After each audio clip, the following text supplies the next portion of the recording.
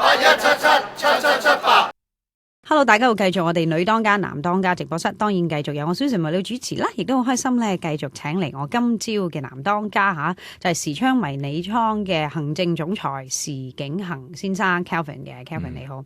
頭先我都即係休息嘅時候咧，都問過時昌迷你倉你又姓時，係咪因為咁樣而起嘅咧？咁樣有好多人就係要會配合啲數字啊，一啲算過啊，你自己有冇嘅？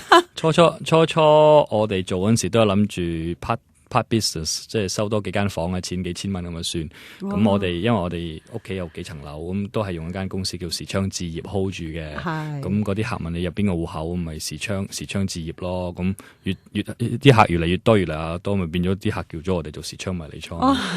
原來係個客俾你嘅 name 俾你嚟嘅，咁又幾有趣嘅喎。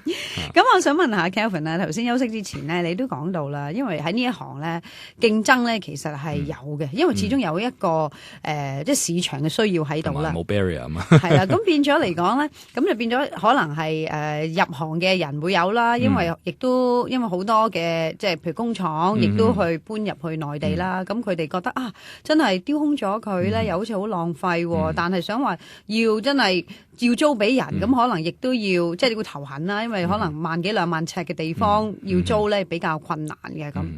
咁所以嚟講咧，就即係又產生咗有一個即係迷你倉呢個咁嘅市場啦。咁我想問下啦，喺你哋嘅即係生意上邊咧，咁頭先你講到啦，話 customer service 啦、marketing 啦呢樣好重點啦，點樣去揾呢個 niche market 咧，explore 一啲即係新嘅市場啊，譬如紅酒倉啊等等啦。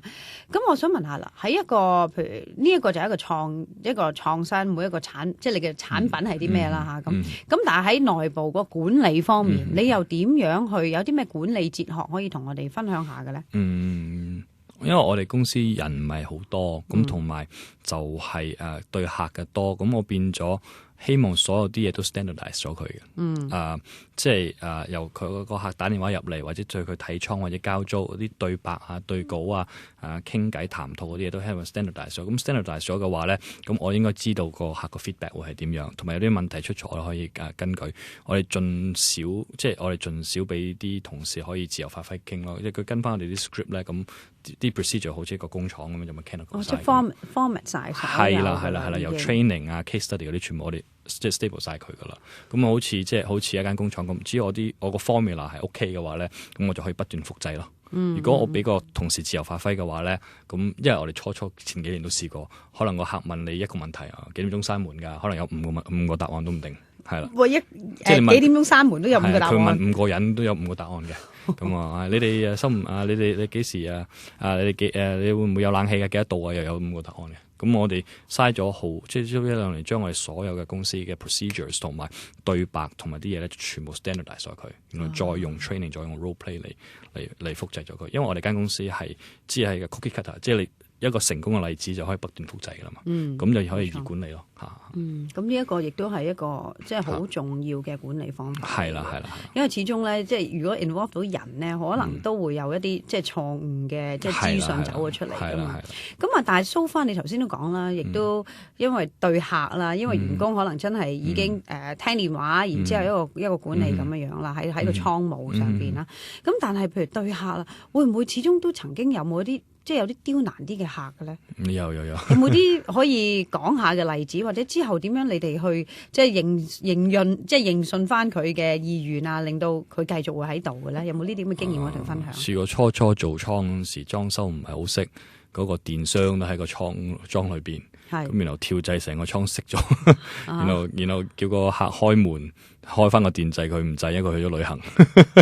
咁然後最後即係又要免租啊，又要苛求佢好多次啊，咁最後先識咯。咁呢個就唔關我客事嘅，呢個係我哋嘅自己初創業嘅疏忽。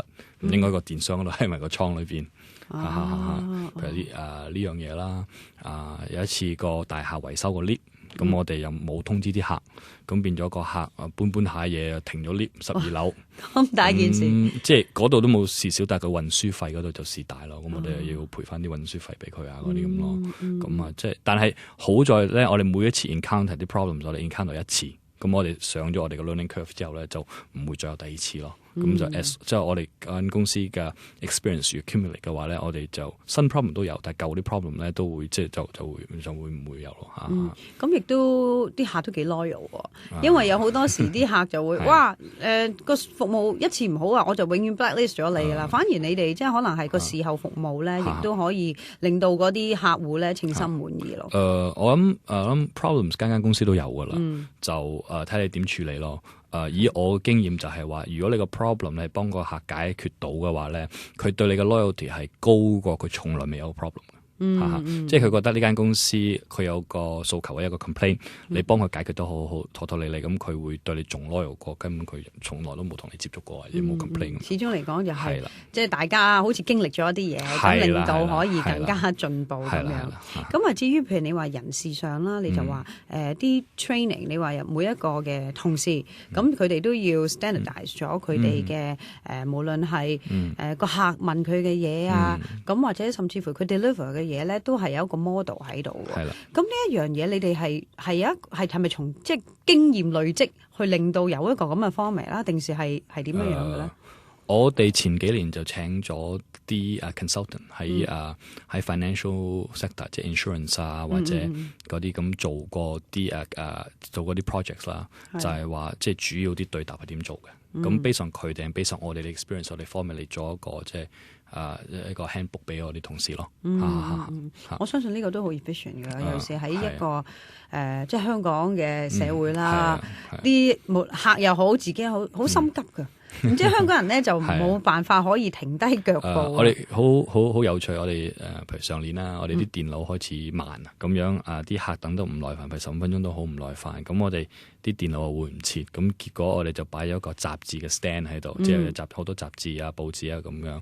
咁結果啲客咧15分鐘簽完個合同之後咧，都唔走住嘅，都會可能留埋喺度睇埋本雜誌先至走。咁呢個係一個即係比較 creative 啲嘅 solution 咯。或者甚至乎可以裝個聽住我哋997啦，可以嘅係一個方法嚟嘅。我哋休息下再同阿 Kelvin 傾過。